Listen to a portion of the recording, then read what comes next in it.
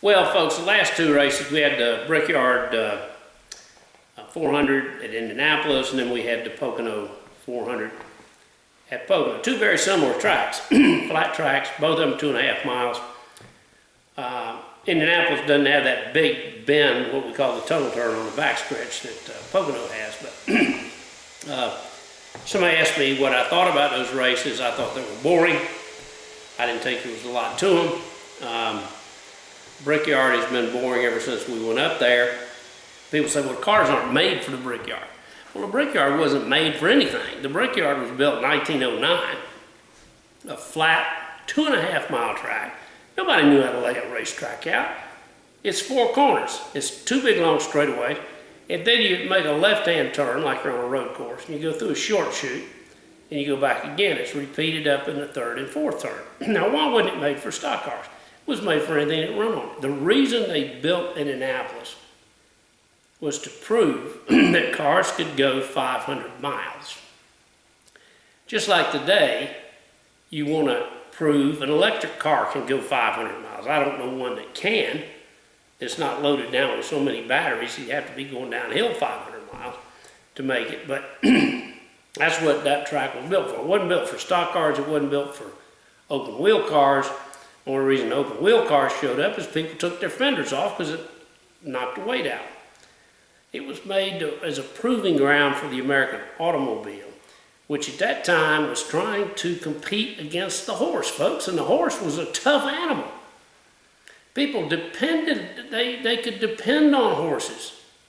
If you're going from Indianapolis to Chicago, back in those days, 98% of the people took a horse. Horses, carriages, they knew they were going to get there. You had to stop and feed them and all that, but they knew they were going to get to Chicago, 250 miles away or so. With the car, it wasn't so simple. The early cars broke down everywhere, so they're trying to get a proving ground. So anyway, that's why Indianapolis was built the way it was. It wasn't built for stock cars, and you can't say it was built for Indy cars. It was built for 4 wheels, okay?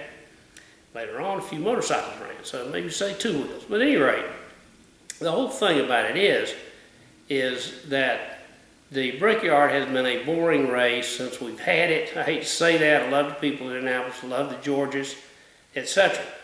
But the flat track becomes one groove in the corners. It makes passing extremely difficult. And then you go to Pocono and you got kind of the same thing. Although Pocono had a little more drama in it because the guys had some tire troubles. And so, and on the first lap, Danica's boyfriend, Ricky, wrecked. And I'm glad Danica wasn't too close around that deal. Then later on, poor Denny Hamlin crashed. And then you had a few more after that, but it made it mix up so you had enough cautions and restarts to make it go. But basically, both races were boring. Now, why were they boring? They were boring not because of the tracks as much, but because of the way the cars are built today. And we have the dreaded, I hate to say it, my worst favorite words, Aeropush. What's the Aeropush? The Aeropush is what we find on the tracks that are less than 250 miles, or 2.5 miles. Daytona, Talladega do not have the Aeropush as much as tracks that are flat, and then the intermediate tracks, the 1.5 miles like Charlotte, Kansas City, Atlanta, etc. This happens, the Aeropush is a strange mystery. It's what happened when a guy gets out in the lead. He gets out in the lead and he's not going anywhere with somebody else with him. He's going to be by himself. He loves it. All of a sudden that car just eats up the clean air. If he's back in the pack, that doesn't happen to him. He's all over the place. But when he's in that zone by himself, he eats the clean air up. Somebody else comes up to get him, and they're all over the place, okay? It's called the Aeropush. Now, So what happens on the intermediate tracks and the flatter tracks is that race starts, pole man generally got the fastest car. So it's Jimmy Johnson, or it's Casey Kane, or it's somebody with a hot car, and he takes off. And he's going boom, boom, boom, boom. And nobody can come close to catching him. Car gets in that clean air, it gets all wobbling all over the place, and you don't know what's going to happen. The bad thing is, what you do know is going to happen is you're not going to have a battle for the lead. Battles for the lead is what made this sport. Two cars rubbing fenders for the lead. It may be going 5, 10, 15 laps like Bobby Allison, Richard Petty used to do, Cale Yarborough, Darrell Walter, Dale Earnhardt, and Bobby Labonte, and gosh knows who else. They would race round and round and round because they didn't have this Aeropush. But today, the typical race, after it starts, you got one fast car and he's gone. Now, he may not be fast the whole race. Jimmy Johnson's a fast car early. Casey Kane may be the fast car next. So the only passing you get is really in the pits. And you say, oh, we had 20 lead changes at whatever track. Well, it's BS. You had 20 lead changes. Some guy got the lead when he's in the pits and he made the fastest pit stop. That to me is not a lead change, although it is technically. Then when you have a pass for the lead, it's a lead change, but then you run away. What we don't have right now is what I call the progressive lead change, where the leader comes out of the pits, he gets passed, and in 20 laps, he passes the guy back. And that's what I call the progressive lead change or the repass. What we're missing is repass. That's what we used to have a long time ago.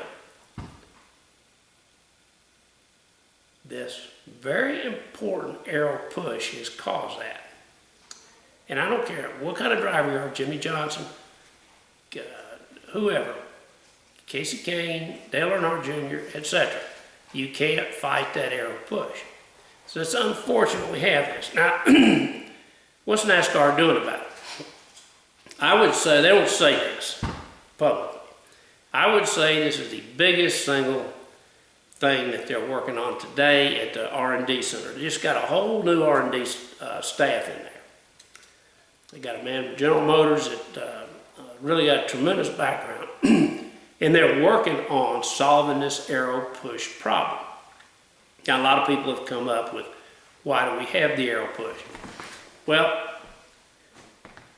in the past 20 years, some really ridiculous things have happened. We've gone to what we call bump stop. I don't mean to get technical on you folks, but the bump stop, basically, these little wedges they put between the springs. When the car goes down in the corner, it becomes a go-kart. Go-karts have no suspension. These cars don't have any suspension with those bump stops. They go so low down to the ground, they're right off the splitter. And they get back in the corners, and they're coming out. And I think this is kind of where the Aeropush is coming from. These ridiculous front-end setups. We ran 212 miles an hour at Talladega, and had some great racing during the time when we had the old Monroe $85 shocks. Each shock was $85. You didn't even have a shock engineer to put them on. You just put them on and went racing. Everybody had the same thing. Now we get shocks that cost as much as $5,000 a piece. Why? We're not going any faster. We don't need to go any faster. The cars really aren't handling as well. And we have the Aeropush. Get rid of those $5,000 shocks. Why can't we go back to the $85 shocks? They still sell them. Matter of fact, I think they're even cheaper. So there's nothing wrong with that. Sometimes in racing, you got to go backwards to make forward progress. And I believe this is where we could do that. That and some very innovative stuff with aerodynamics. Maybe it's a strip across the top. I don't know. You know, it runs once parallel to the drip race. Bottom line is, we need to get back fighting for the lead, because fighting for the lead is what you really pay for to see. Yeah, you'll see a wreck or two and so forth, but you want to see guys out there fighting for that lead. Fighting for the lead in 7th and 8th place is not like fighting for the lead when you're in the front. That's where the action is. That's what you're paying for. Hopefully, NASCAR will solve this Aeropush problem. And it won't be too soon, because I think this is also one of the reasons why people are staying away from the races. We get back to those back and forth passes, we create rivalries. What kind of rivalry we got? Who's the biggest rival we got now? Do we have anything that approaches Petty and Alice? Do we have anything that approaches a rivalry we once had between Dale Earnhardt and Terry Labonte? Do we have anything today that approaches the rivalry that we had back in the early days between Curtis Turner and Junior Johnson? No, we don't. Because rivalries are created by fighting for the lead. Okay? Not as much wrecking somebody as fighting for the lead. That's where the wrecks come from. You know, Earnhardt spins Terry Labonte at it, and you got a big problem there. It's all these things that come from fighting for the lead that create the rivalries. Let's throw the Aeropush away. Good luck, NASCAR.